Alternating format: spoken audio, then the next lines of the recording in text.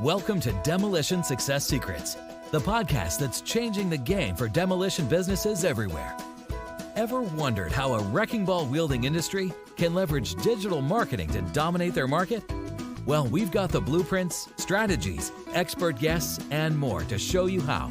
Stay tuned, because we're about to blast through the barriers of your business. Cool. We have a treat for you guys today. We have Michael out of Georgia. And welcome to the podcast, man. How's it going? Oh, not too bad. Appreciate you having me on here. Yeah. You know, this what you're doing. You know, I checked out a couple of these episodes. I thought you're doing a good job here. So this is pretty interesting hearing some of these guys' stories and everything. So feel honored being on here. Yeah, we're happy to have you. So tell us a little bit about yourself and how you got in the biz. So I'm pushing 40. I've been doing demos probably since I was about 17, 18. Started out small with landscaping company. We were doing small work, small hardscape demos, concrete demos, stuff like that. Mostly pathways, driveways, gardening, and just kind of grew from there. Just in the construction business. Got hooked up with a guy David, back in 2005, and he said, we dig swimming pools. We also tear them out. And I said, okay, I'll try it out, And I found out the pool excavation is tough. The demos are a lot of fun. Swing a wrecking ball, swing, so that was how I kind of got into it. But, doing all sorts of demos, houses, pools, again, driveways, and, any structure. We had a few wrecking balls and just go to town. So, I've been doing this, since, like I said, I'll be 40 in March. So I've been pushing, 16, 17 years now. That's amazing. Well, and we've known each other for a while. We kind of just rekindled and re-caught up recently, and it was like no time even went by. What do you think the difference is from when you got into demo a long time ago compared to how it is these days? A lot of differences? Yes and no. I think, we saw the 2020 era, because, we did a little business in 19, and then 2020, I think you saw really two things happen. The outdoor market, like you had low interest rates and nobody taking vacations and nobody going anywhere, right? So everybody's refinancing and doing, rates were low, construction was back, people were wanting to change stuff. And to change stuff, you got to do demo, right? Whether it be backyards, whether it be, old houses tear down, instead of buying land, just rebuilding the same spot, and now I think a lot of that has got, the abundance of work is not as abundant as it was 2 years ago, and I think it's kind of leveled back off to, in the smaller demo market now. Commercial, we never were set up to do large commercial, and so I don't know that market as well. But it seems like it's, the commercial market's still happening. Every time I drive into the city, it seems like there's a new big building going somewhere. And so, something was there before it, I guarantee you. Right. Yeah. Be it some trees, be it some soil or something. And that's funny. We don't do land clearing, but I have a really close buddy who does the marketing for land clearing. Mm-hmm. And like you're saying, it is interesting when you see something go up, I don't care if it was a boulder or it was a mound of just dirt or trees, or like someone demolished whatever was there, cleared it. Yeah. And then someone poured foundation, and someone, it's amazing. There were electricians and plumbers and so many trades. What do you think the biggest difficulty in demolition has been over the last few years? Me personally, I think the biggest difficulties that I saw was waste disposal, right? So as landfills close, as recyclers will open up, but there's not recyclers all around, a market like Atlanta, East Coast. Atlanta's a very spread out city. And the more it grows, they're not building new, everything's a transfer station. So that's more expensive to get rid of the waste, whether it be hazardous material, whether it just be C&D debris. There's a couple of big recyclers that that is as much as you can take to those, because those are usually more centrally located around the in our case Atlanta and the perimeter and stuff. But again, recyclers won't take anything hazardous, pretty much. Anything that's got to be handled cautiously, whether it be asbestos, demos, or anything from old septic tanks to the old gas tank, structures. You can't take stuff there, and so it's getting harder and harder. And as the landfills that were real close to the perimeter, are filling up and they're closing, so everything gets farther and farther away. So I feel like getting rid of and being more efficient of what you can recycle on site, whether it be bringing in tub grinders, and grinding all your concrete into the 57 stone or, base, and using it on the site during construction or whatever. That way you're not hauling it off. I mean, that's where I think everybody has to be, I guess that would be the biggest thing that I've seen is you've got to be a lot more efficient with how you're getting rid of your demo debris. And then what are you doing with it? Okay.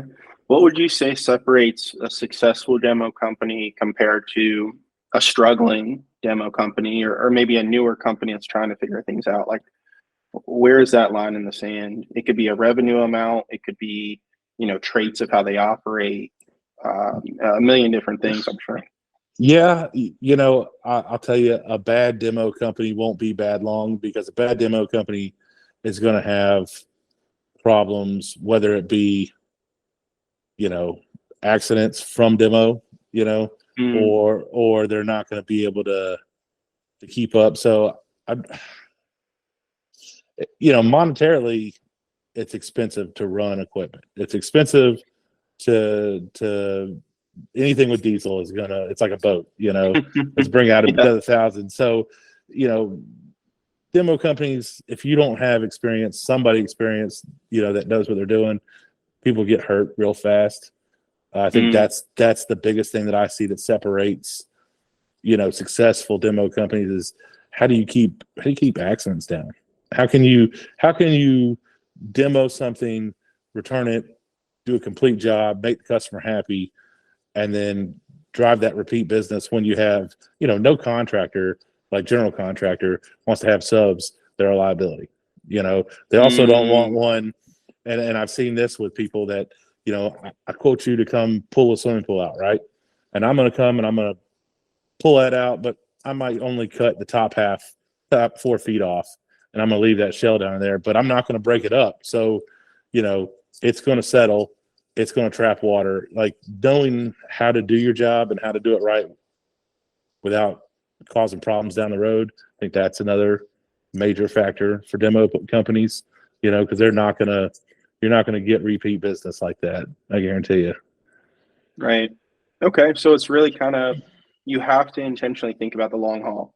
Yeah. If you want to be in the game for the long haul. Yeah. Yeah. If you want to be in the game for a long haul, I mean, you got to approach things very cautiously. I'd say a lot of times, everybody, demo is one of those things where everybody's got in their head where they just take a wrecking ball and just start smashing through the side of buildings, or getting your dozer and just push the house over. But, the reality is you can hurt somebody, you can hurt, the houses, especially like a lot of the demos you see downtown metropolitan. I mean, you're dropping 2-3 story houses 10, 20 feet off the neighbor's house, and the last thing you want to do is drop a house on somebody else's house.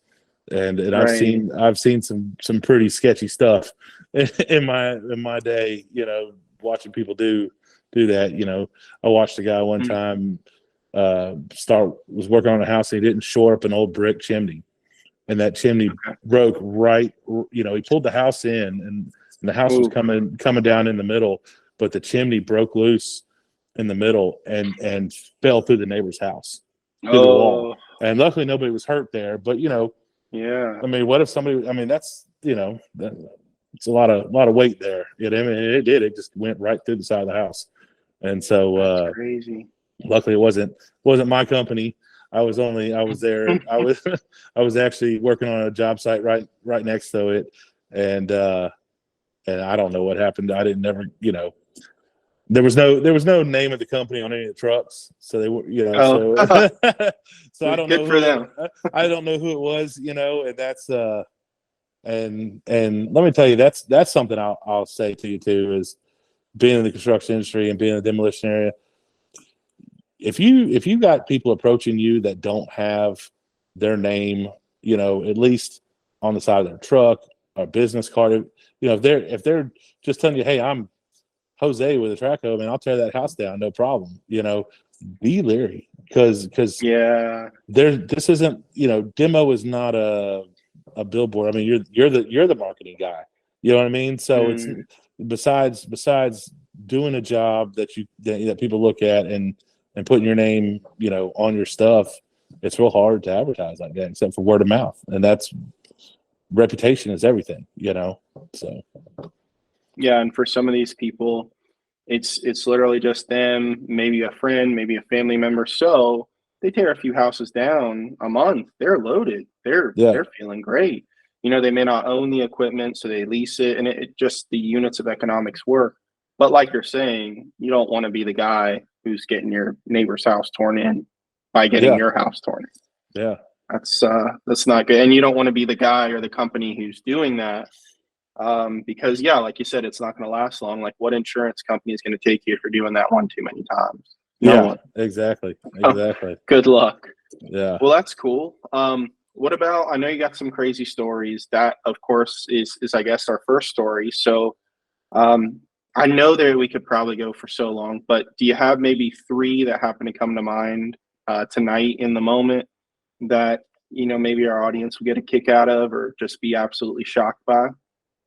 So one of my best demos to this day that I can remember that I just thought was so cool was I was doing a big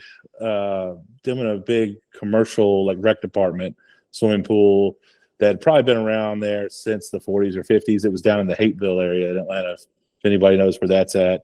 And I it was just me, a track hoe, and 2 trucks, two dump trucks. And in one day, and this was about a 6,000 square foot commercial pool. It was, I don't think it was a true Olympic. It was a little bit bigger than Junior Olympic, but I don't think it was true Olympic, but it was a big pool. And I went to town with this wrecking ball, and I was able to just beat this concrete up. So, and just looking at it the way I did it, I was able to pull the cage out like a nice piece of fish. And I mean, cool. I beat this thing for about 4 hours, just went around beating with the hammer and kind of pulling in a little bit. And I mean, the cage of this pool, I got that concrete so fine, which was nice because it was a fill-in. So all the fines, anything smaller than basically a softball, basketball, you can pretty much bury and get good decent compaction on your backfill with. And so I was able to pull that cage out, and it was really cool watching that. That was probably one of my favorite demos through there.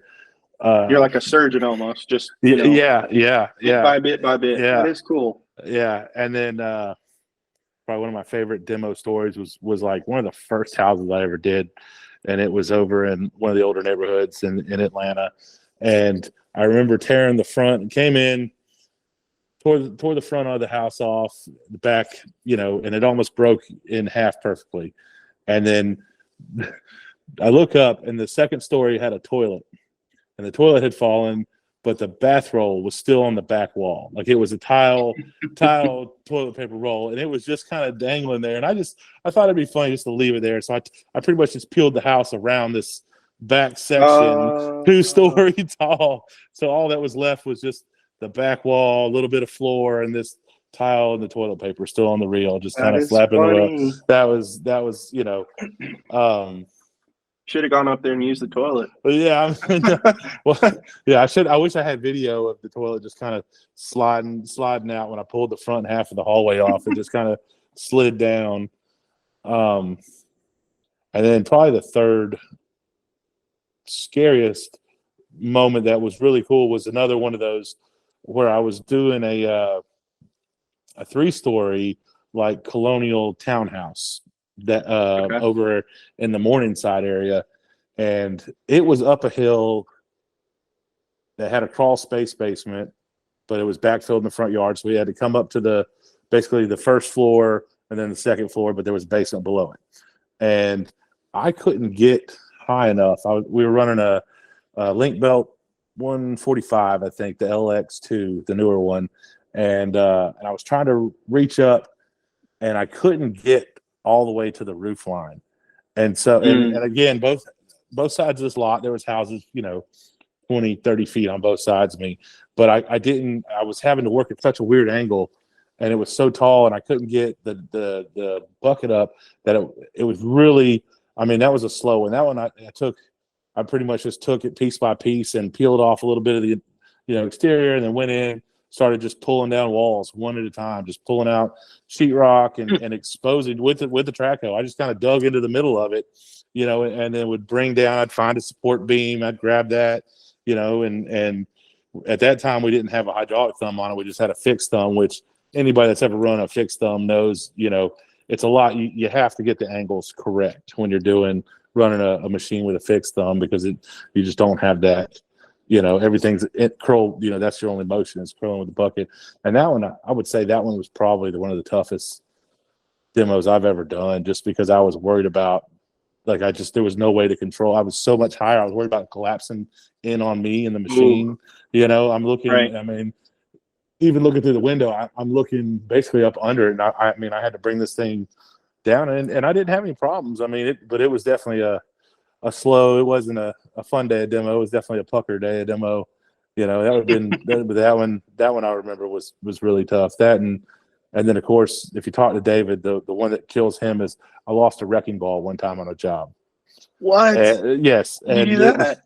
That's impressive. So everybody says that. So we were doing a pool demo, and the guy just wanted to grade the yard out. He didn't want to pay to have it hauled off. He's like, just dig a pit. And I was like, well, technically we can do that because it's not any kind of wood materials. You can bury concrete.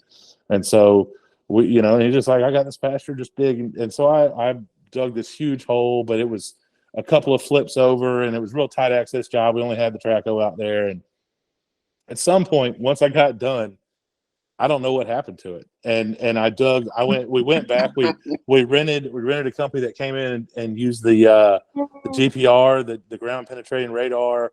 We tried to use metal detectors. I mean, I dug the whole entire, after doing a complete job, I mean, compacting and bringing in dirt, leveling this yard off. I mean, I went back to where all the edges of the pool was. I dug it back all the way up and went through the concrete holes, the pits, and dug all those up with a metal detector and all this. And we don't know what happened to it. I mean, 3,000-pound wrecking ball, Oh and it did. It just, that's crazy. It just disappeared. I mean, I'm sure it either went out, because we did end up hauling a couple loads. So either somehow it went out on one of those trucks, is all I can figure, or it's just, we never found it. I mean, we never found, but we spent some money looking for it, because wrecking balls, like, they're hard to find sometimes. I don't know what for a while they were running about, I think, $4 a pound, $3-4 a pound around here, but to find a good one is hard. So losing one was tough. That one was really cool. They don't make them new or something. You got to get them on the used market. Well, the majority of them are used. Yeah, like I've seen. We were looking for a couple, especially after that one. David's pretty good at sourcing that kind of stuff. But yeah, I have never seen a new demo ball. They've all been used.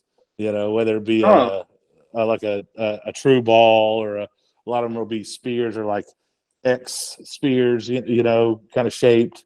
And they're really made to drop more than they are to swing. Which I could talk to you an hour about everything I've learned about running a demo ball. And all the things. And David and I have gone through so many different techniques, because swinging a wrecking ball, with the track hoe is not a natural movement for the track hoe, except for swinging it back at you, but trying to swing it side, it puts a lot of. So we went, when we first got one and started using it, we were just doing the old chain to the hook on the bucket, and I mean it ripped up. We probably ripped up 2 or 3 bucks for this. Like, this isn't going to work. We got to figure something out. And so what we came up with was, we had a bunch of dump trucks and that low boy and everything. So we always had spare tires. We started chaining the ball to a tire, and double, so you didn't have as much slack in the chain, because I mean those things will stretch chains, they'll stretch cables, and we found that the best way. And plus you're breaking your shanks trying to grab it all the time. So the best way we came up to, and it seemed to be, it's worked out really good, is we'll chain it to a tire, and then you just grab the tire with the bucket with the teeth, and your thumb, and you grab it like that, and you could swing it and beat it, and it doesn't. The tire gives a little bit of shock there, gives a little bit of feel, so there's not so much strain on all your bushings and all your pins and all, because I mean you can wear some pins out real fast especially if you don't have somebody that's got experience. I mean, swinging a demo ball is really dangerous, because I mean I think our smallest one, the picture I showed you, that one I think was about 1,800 pounds. That was a pretty small one, but we've had a 3,000 pound one. Yeah. What? Yeah. That's I gotta look at it. That's crazy. Yeah, and then we had the one I lost was the 3,000 pound one. And then I think we had another one that was like another about 2,500 pound. That was the X ball that we had, but that's a lot of weight. And you got to be real careful. You got to be real careful using one of those. Like I said, demo work is probably some of the more dangerous work that we had that I ever did. If you get hurt real fast. So. Is it something that like OSHA comes on a lot? Is that, I know obviously I'm sure the commercial jobs, yeah.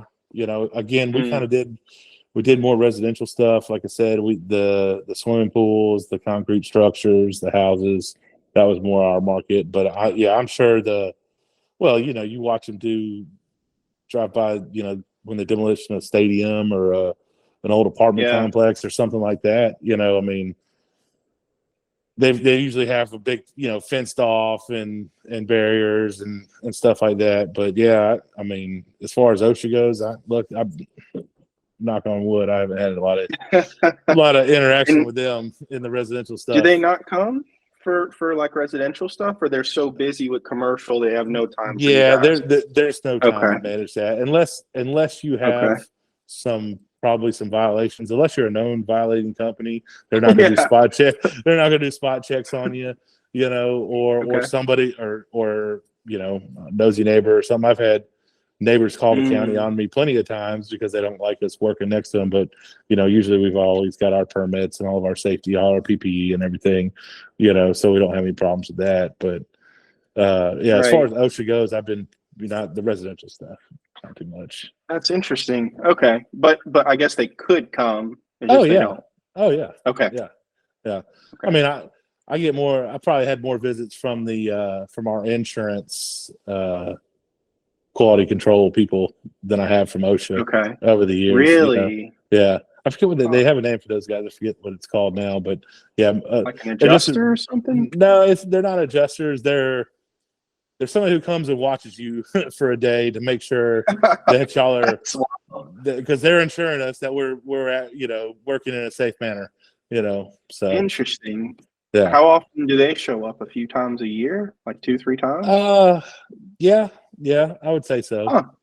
I'd say so. It's like I work for them. I don't know how I randomly. I mean, it just it all. I guess it depends on the insurance company too.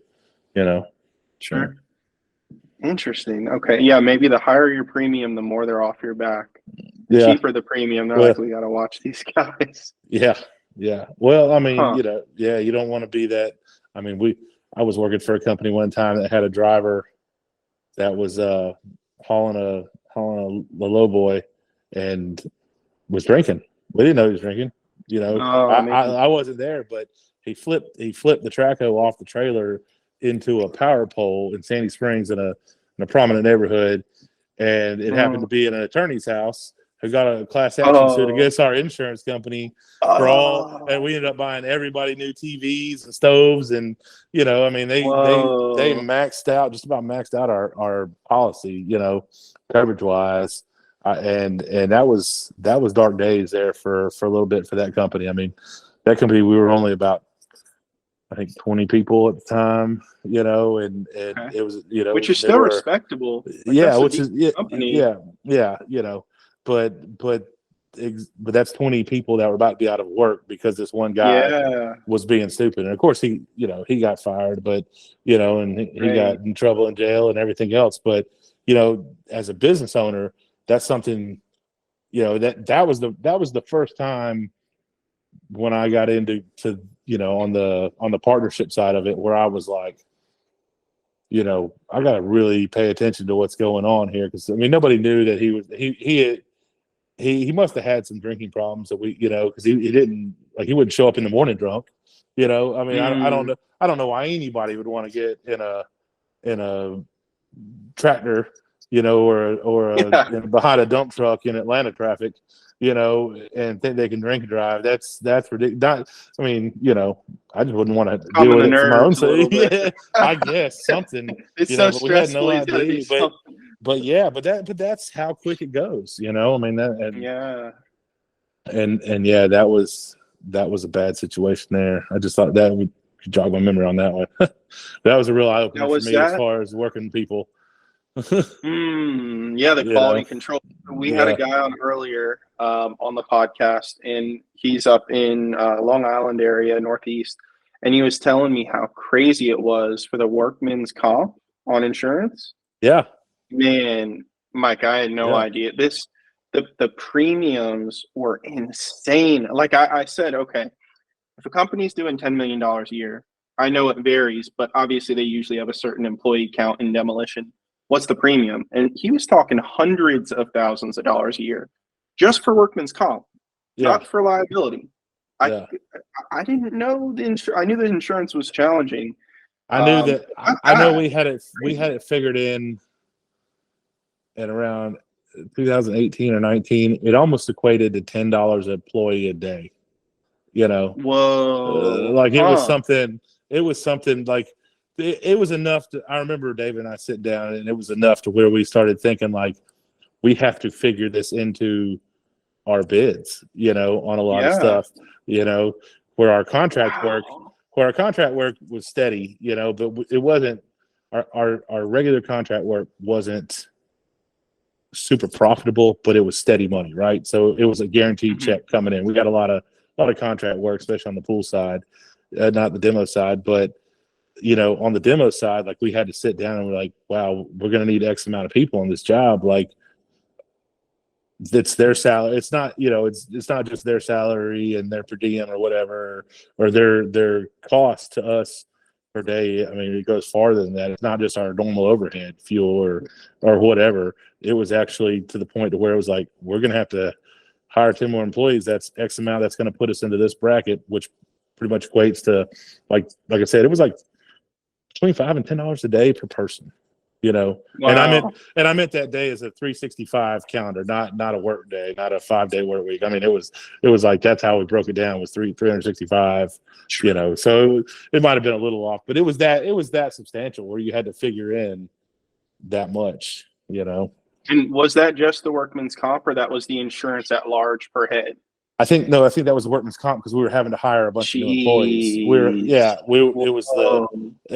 the stuff that was going off there was going to be more labor intensive, so we were having to actually hire. And we were looking, and the reason why we were looking at that was, what about labor finders, like labor staffing companies? Like, if we hired through them for the projects, if we could get so many people. But then we tried that. Like, I tried that on a military base. For a while I was doing a bunch of military base jobs, demo redigs and stuff like that, and it's tough to get people on the base, right, to get all your credentials.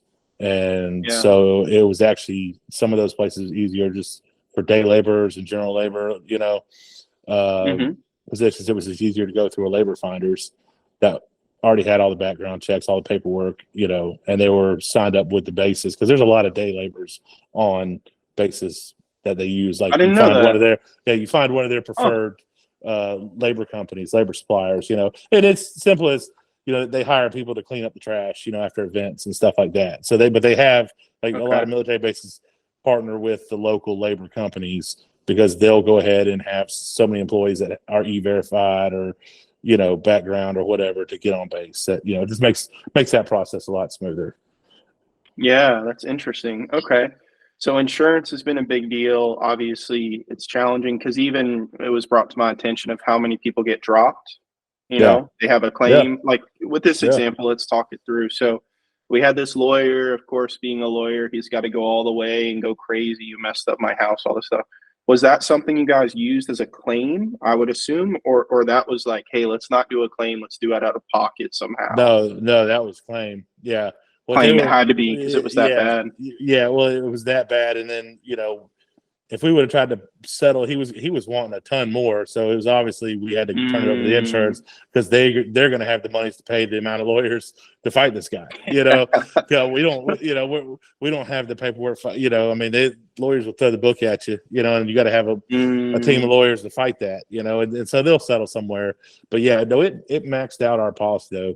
Like they told us, like it, and we may have gotten dropped after that. Now that I think about it, and we may have to shop different insurance after that. I know we did change insurances 2 or 3 times over the course of the 15 years, 17 years I was with them. So over there, it's crazy. Yeah, it's very tricky because I've worked with a number of demolition companies that have told me in instances sometimes we just eat it. Obviously, in that case, you got a lawyer. He's trying to burn the whole company down and stuff. Yeah. But have you seen that before? Like, if you have, could you maybe give me a little behind the scenes? Yeah. So like I said, we used to run 6 dump trucks and the load boys and stuff. And accidents happen, man. Whether it be just fender bender, whether it be somebody didn't clean the tailgate, there's gravel, dumping off of another funny story. So I remember when I was driving down 75 coming off a job one time, and a rock had gotten into the gate, right where the gate closes. There's clamps on the back of a dump truck, and a rock had gotten in my tailgate that was just big enough to let the smaller rock come through. And so basically, I get a call from the office, and they're saying, "Hey, I don't know what's going on, but I got like 4 phone calls for cracked windshields. What are you doing? Like, are you riding back from McDonald's?" Like, yeah. He's like, "Well, you need to see what's going on." I was like, "I'm empty. I'm thinking I'm empty, and it was just a little bit of fine gravels that are still in the bed and everything, and a rock. And the latches were latched, they were barely latched, and it was it was a gap like that, but it was enough to let the little M10 rock and everything that was just kind of in the bed still floating as it bounced, and it's bouncing loose and getting out. And of course we fixed some windshields. Windshields are a couple $100 a piece. So they had 4 legitimate people come in and we paid for windshields because like I said, a couple $100, call Safe Flight. That we don't have to make that kind of claim. Whether it be none of them were lawyers apparently. Well, yeah, but accidents happen. When you're doing that much traveling, especially around a big city like Atlanta, accident happened. Little fender benders. We would settle with people all the time on little damages here or there, just because you don't want to make those claims, because when you have that giant claim like that lawyer, that's when you need your insurance. So anything we could settle with cash, we'd settle with cash. So right, that's smart. How about any job related times, in terms of the actual demolition itself, where you guys maybe opted to not do a claim relative to doing a claim? Yeah, anytime we'd hit, a sewer line or possibly a gas line or something like that. Like if it was something that could be easily repaired, we'd get somebody in there just to fix it, then try to make a claim on it. Right. It's gonna be loss of service for somebody. That stuff kind of happens all the time, but if you can kind of appease them and then get the contractor in there to fix it, or you're doing demo in tight areas, and say you're hammering on some rock, or you're loading trucks or something breaks, something flies over, hits a neighbor's car, scratch, dent. You got a window, neighbor and business window, something like that. I mean, you can argue with people, but at the same time, it came from you, and there was nothing you were doing necessarily wrong. I mean, right. I see that kind of stuff happen all the time. Especially breaking concrete around homes. Doing swimming pool demos or house demos. Flying debris kind of stuff happens all the time. Yeah, that's fair. Yeah, I mean, it's like the military. Like you're trying to attack the target. You're trying to do an honest job, but there's shrapnel. There's stuff that goes on. Any wild stories of people other than this lawyer who just were lunatics? Like, you did a little tiny nothing on the car, and they're like, "This is a Porsche. I just got it." Like, you need to buy me a new Porsche. Well, yeah, stuff like that. But I've got one that I just encountered not too long ago. Was we're breaking up a patio at a guy's house, and it's about probably 2,000-3,000 square foot of poured concrete, and they had just obviously didn't do any grading, just poured this backyard, so it's real thick. But they'd also doweled in like number 4 half-inch rebar into the house to float the concrete. So they got a big grid, so we're like pounding on it, man. We got the track hoe back there, and we got a bucket full of concrete. We're beating it down, just trying to break it down and everything. And then all of a sudden, the neighbor, and of course, I saw our house we're working on, all the windows are shaking and everything. Well, the neighbor comes over and it's like, "I lost my internet." I was like, "Well, we haven't cut your internet. We haven't dug anything. We're just doing the demo. Lost my internet." So I was like, "Okay, well, why don't you call AT&T, or whoever your provider was?" I said, "Why don't you call your provider first and find out?" Because I haven't dug anything. We haven't broke any cables. I know that for a fact.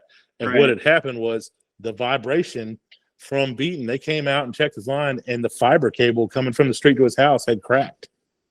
Weird. Yeah, and I mean, and he was probably a good 20, 30 yards next to us. Good 60 feet. The house was, but it was just from, we didn't know that there was all that steel in the concrete, so we thought we could just do like normal and just go around and kind of break it up, beat it up, pull it out, and everything with the track hoe. And they said the vibration broke the fiber line out of there. Luckily, it was just a house line, because I'm pretty sure if you ask anybody that does demolition that's taken an 811 class, they'll tell you the main fiber, the last thing you want to do, you'd rather cut the gas line before you cut the fiber line. That it's expensive to repair main fiber cables. I mean, that's the one I look out for the most. But yeah, that just recently I dealt with that I've never had one just break on me, and AT&T fixed it. I mean, or whoever. I don't want to say whoever the phone provider was. I don't know exactly, but they fixed it, and they didn't end up charging us. They were like, it happened, but they couldn't prove it was us per se that did it. I would have been like you. I would have been like, "Man, I can't help you with your internet. Like, you need to pay your bill to Comcast. Like, I can't help with that." Because we'd had all the utilities marked and everything, and the rule of thumb is with 811 is, you got a pothole and you're responsible for anything in the 4-foot box, 2 foot of either side of that paint. And I know where all the utilities are, and I know I haven't dug anything around the utilities between both houses. So I was like, there's no way we could have cut your phone line. I mean, phone lines unfortunately get cut all the time, but there's no way we could have done that. And that's what they said. And of course, he's the one telling me I did it, beating the machine, which as hard as we were having to beat on that concrete, because it was poured and steel and everything, and we probably did, maybe. Yeah. I'm not. This is not me officially taking fault for that, but they repaired it with no problem with us. But of course, the cars, the chipping, debris flying over, had neighbors complain about the dust. Had neighbors from like 2 streets over come by and say that they're gonna get leukemia from the dust, from us working on these sites, and then they're gonna sue me for leukemia.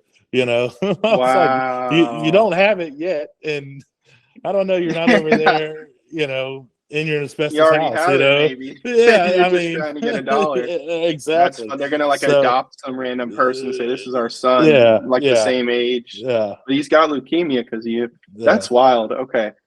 And then so the neighbors filming.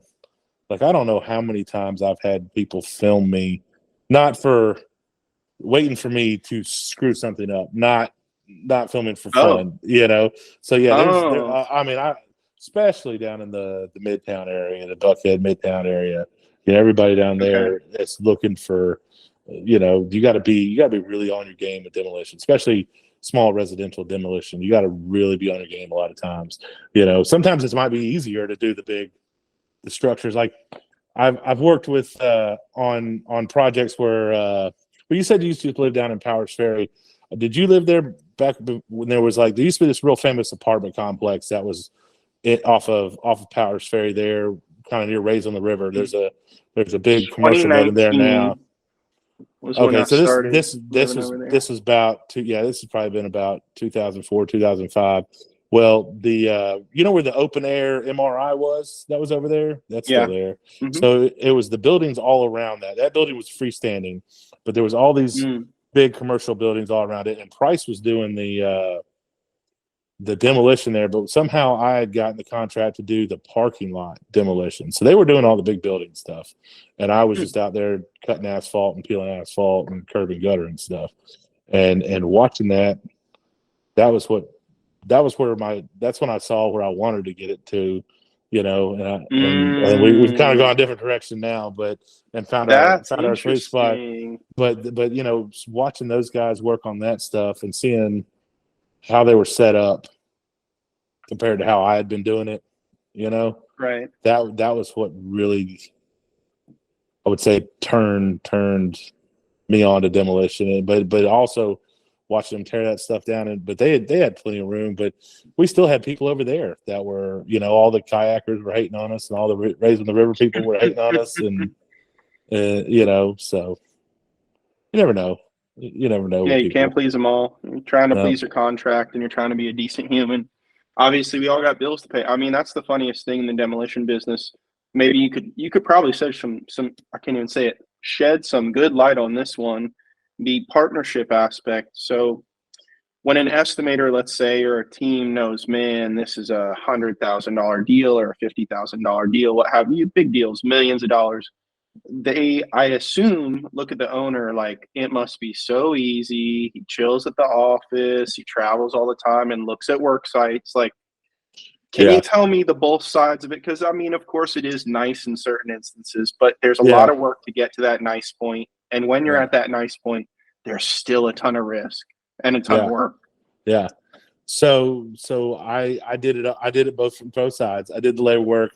I'd be the last guy off the site that had to sweep up the curb and gutters after all the machines are gone and sweep down the construction entrance. And I would be the last one to leave after dark and just hating life and stuck in traffic, And then on the other side of that, I've been the guy who gets to leave, swing by the site a couple times, talk to the crews, get them set up, get them going, leave to get home.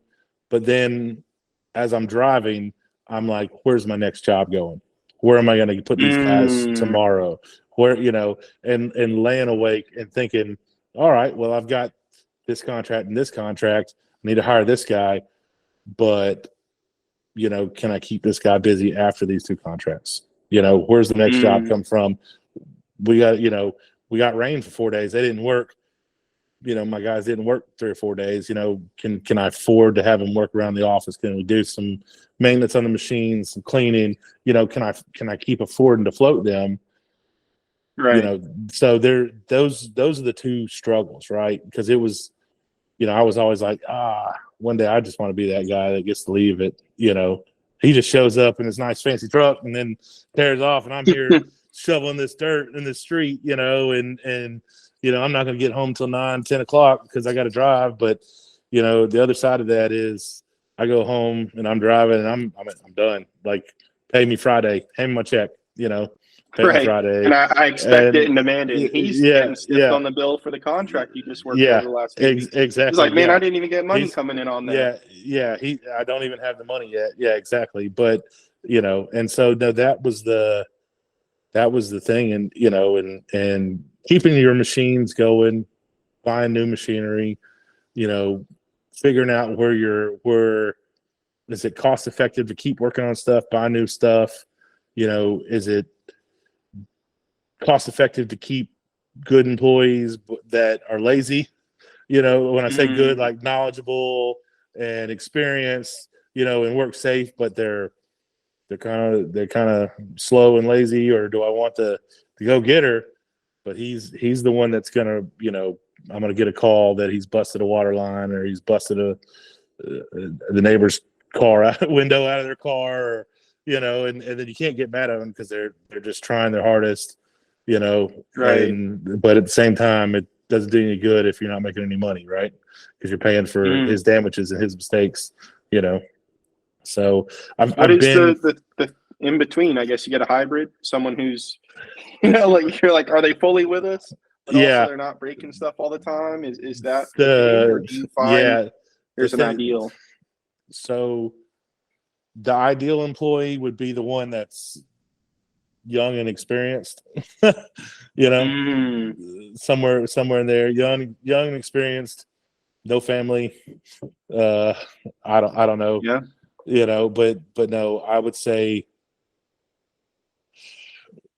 running a business is tough. It's, you're always sacrificing for yourself. And then in a partnership, if you got one established partner and one young partner, the established partner, it's never 50-50 a feel, I mean, I think, I've dealt with that too, kind of moving up, partnering with people, and then you kind of get to a point where you're like, well, I'm really hustling this work, and I'm out here, I know I'm the junior guy between the two of us, and I'm on site. You're not on site, you're chasing work, but what else are you doing? I'm chasing the work, chasing leads, doing the work, managing the people, but I'm working more hours than I was working before when I was just getting a paycheck, because I'm at home. Right. I'm doing all the field stuff and managing the people and doing the jobs that we sold, but at the same time I'm going home and I'm breaking down bids, and I'm doing the paperwork, and I'm doing the timesheets, and I'm doing like all this, and now you're, what are you doing? So right. I've been in all aspects of this, and it's the demo stuff is just that fun, I guess. That you just keep doing it. You just keep doing it, It's like it's a job like anything, but I would say demolition, for me, demolition is probably some of my favorite scope of work that I've done and that we're doing right now.